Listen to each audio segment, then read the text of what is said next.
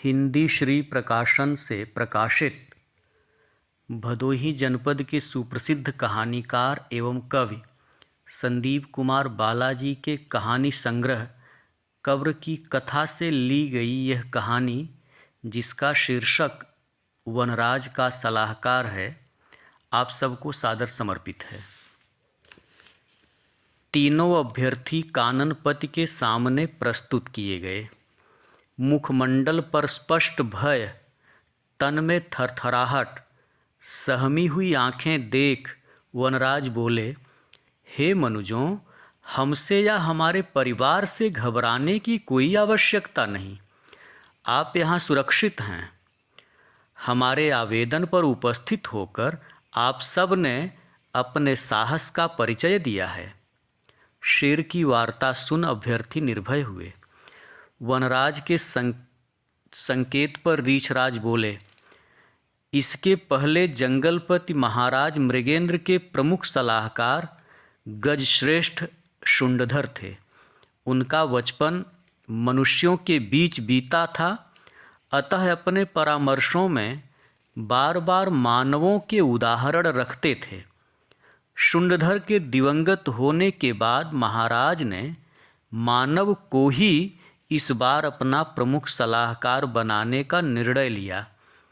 काननपति की इच्छा है कि इस बार जंगल में कुछ नया किया जाए, सो आप महानुभावों से निवेदन है कि अपनी अपनी उपलब्धियां गिनाते हुए शर्त के अनुसार 4-4 वर्ष का अनुभव प्रमाण पत्र भी दिखलाइए।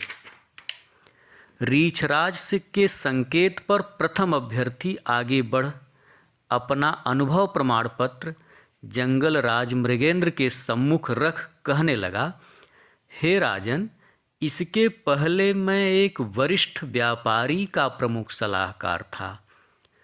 दूर दूर देशों में उनका व्यापार फैला हुआ है। मेरे सलाह विमर्श से उनका बहुत विकास हुआ है और मुझे भी अच्छा खासा वेतन मिल रहा था, किंतु जिस चालाकी से मैं उनको लाभ दिलाता था उसके लिए वह वेतन उचित नहीं था।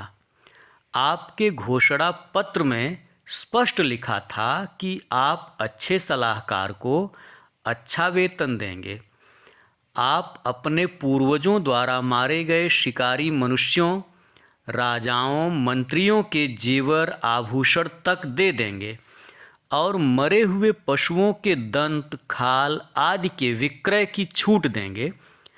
तिस पर वन औषधियों और वनस्पतियों का लाभ।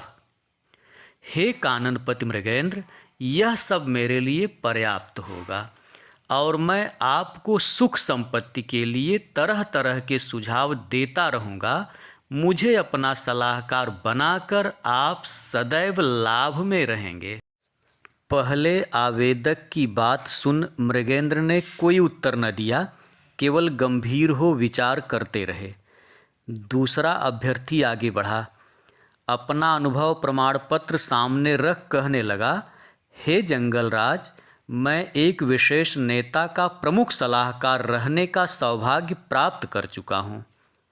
मुझे चुनाव के समय जातिवाद फैलाकर, वाड़ी में माधुर्य लाकर, जनता में धन लुटाकर, झूठ फरेब का सहारा लेकर उन्हें जिताने का सौभाग्य प्राप्त था और यह मैं भली भांति कर सकता था, करता था। मैं उनकी सेवा में निरंतर लगा रहा, किंतु आपके घोषणा पत्र को पढ़कर लगा कि मुझे तो आप जैसे उदार और महान राजा का सलाहकार होना चाहिए। पशुपति शेर विचार में डूबे मौन रह गए। तीसरा प्रत्याशी सामने आया। वह वृद्ध था। उसकी भौहें तक सफ़ेद हो चली थीं। एक छोटी सी छड़ी के सहारे कांप रहा था।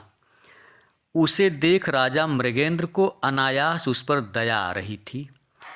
रीछराज के संकेत पर वह अपनी दीनता प्रकट करते हुए बोला, मैं अपने ही घर मकान से निष्कासित किया गया वृद्धाश्रम में रहने वाला एक अभागा पिता हूँ। न मैं किसी विशेष ओहदे पर रहा हूँ, न ही कोई अनुभव प्रमाण पत्र ही मेरे पास है। हाँ, मेरे पास घर गृहस्थी चलाने का अच्छा अनुभव है, यह मैं पूरे विश्वास से कह सकता हूँ। बस अब आगे आपको कुछ कहने की आवश्यकता नहीं। जंगल के राजा मृगेंद्र ने वृद्ध प्रत्याशी से कहा, घर गृहस्थी और परिवार के विषय में जो अनुभव एक पिता रखता है वह दूसरे किसी भी सदस्य के पास कहाँ। मनुष्यों में स्वयं को बड़ा ऊंचा दिखाने के लिए एक बहुत ही अप्रिय परंपरा वृद्ध माता पिता को वृद्धाश्रम में छोड़ने की चल पड़ी है। निश्चित ही जब माँ बाप के अनुभव, परामर्श और सहृदय अनुशासन की सबसे अधिक आवश्यकता पड़ती है, जब मनुष्य के लिए विकास के 10 द्वार स्वागताकांक्षी होते हैं, तब वह माँ बाप की उपेक्षा कर अपनी हानि स्वयं कर बैठता है और माता पिता की इच्छाओं को खंड खंड कर अपयश का भागी बन जाता है। बात काटते हुए वृद्ध व्यक्ति बोला, हे जंगलराज, कृपया मेरे बच्चों को अभिशाप न दीजिए। मैं अपने भाग्य का फल पा रहा हूँ और उन्हें उनके हिस्से का पुण्य मिले, हमारे किए गए पुण्य प्रताप का संचित फल भी उन्हें प्राप्त हो। कहते कहते बूढ़े की आंखें भर आईं, कंठ अवरुद्ध हो गया। वनराज मृगेंद्र का हृदय भी पिघल गया। एकत्रित पशु पक्षी भाव विभोर हो उठे। कुछ देर तक सब मौन रहे और बड़ी श्रद्धा से वृद्ध व्यक्ति को देखते रहे। गदगद कंठ से जंगलराज मृगेंद्र बोले, मुझे तो आप जैसा अभिभावक ही मेरे जंगल के लिए चाहिए था। सो सौभाग्य से आप मिल गए।